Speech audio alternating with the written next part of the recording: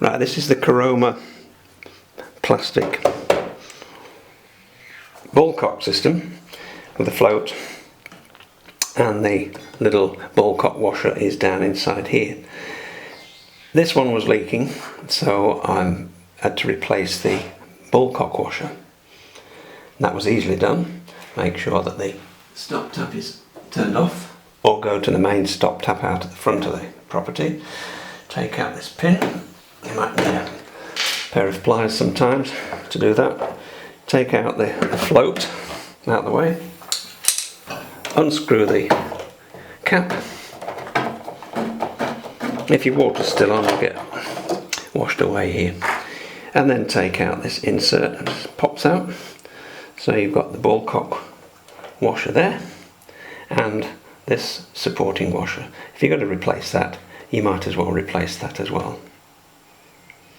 Now, when I've looked at this before, the tiny inlet tube there had a small split in it, and that had got wider and wider with the water pressure and was just letting the water leak in slowly, and you could hear this hissing all the time. So I replaced the Ballcock washer, but also ground down the little inlet tube, and then put everything back together again, and it still leaked.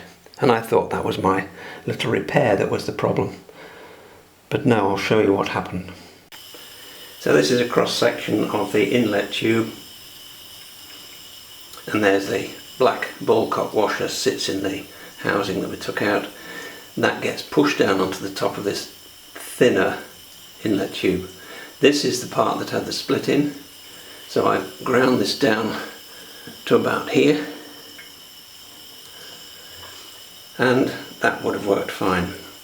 And I put a new Ballcock washer in, like this one, and that looked alright until I looked closely. I don't know whether you'll be able to see this. That was obviously for another job.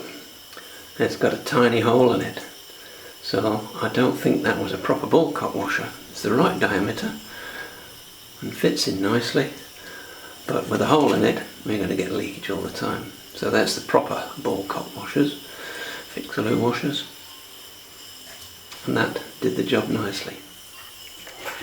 I'm going to put this back together now.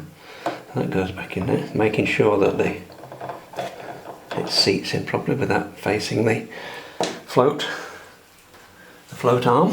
Here's the float arm. Clip that back into the float, back into place. Pegging. Oh no!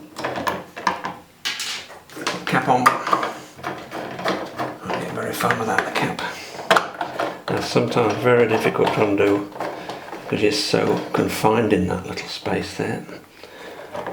But if you don't have that tight, it leaks all the time. And then put the pin back in, turn the water on. And if that's right, it should stop fizzing in a short while. Next time, when this system does fail, I'm going to replace it with one of these Caroma Quiet Flow inlet systems. And this is a fitting for a bottom inlet, and it's quite a different system, but we'll see how that goes when that finally packs in.